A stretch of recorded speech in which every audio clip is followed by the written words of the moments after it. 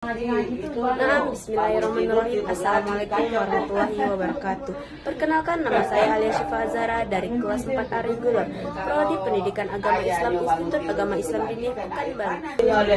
Video ini untuk memenuhi tugas ya dan tamadun lain dari Ibu Dosen Muraleli Hendrayani, MA. Tujuan saya membuat video ini adalah yang pertama, untuk mengenalkan sejarah dan kemegahan Istana Siak Sri Indrapura. Yang kedua, untuk mendorong pelestarian cagar budaya. Dan yang terakhir, untuk meningkatkan rasa cinta dan bangga terhadap budaya dan warisan sejarah lokal. Baiklah, di sini saya akan menjelaskan visi dan misi saya tentang sejarah Istana Siak Sri Indrapura. Visi saya adalah menjadikan sejarah Istana Sri Indrapura sebagai sumber inspirasi kebesaran budaya Melayu dan warisan sejarah nasional yang hidup, dipahami, dan dilestarikan oleh generasi.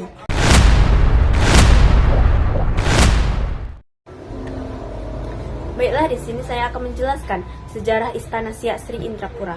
Istana Siak Sri Indrapura adalah istana megah peninggalan Kesultanan Siak Sri Indrapura, sebuah kerajaan Melayu Islam Indonesia. Kerajaan ini berdiri pada tahun 1723 dan menjadi salah satu kerajaan Melayu yang paling berpengaruh di Sumatera hingga awal abad ke-20. Istana Siak Sri Indrapura dibangun pada tahun 1889 dan sultan yang membangunnya adalah Sultan Syarif Hasim Abdul Jalil Syarifuddin, Sultan ke-11 Kesultanan Siak. Istana Siak mempunyai ketertarikan antara lain. Yang pertama, Istana Siak memiliki 4 menara dan dikelilingi taman yang asri. Yang kedua, bangunan seluas kurang lebih 1000 meter ini dikerjakan oleh arsitek asal Jerman dan pekerja lokal. Yang terakhir, komet gramofon milik istana hanya ada 2 di dunia, satu di Siak dan satu di Jerman. Istana Siak juga dikenal sebagai Istana Aseraya Hasyimiyah.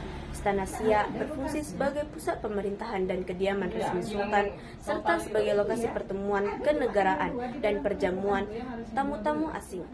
Silsilah Kesultanan Siak adalah yang pertama, Sultan Abdul Jalil Rahmat berjabat pada tahun 1723 sampai dengan 1746. Beliau sebagai pendiri Kesultanan Siak.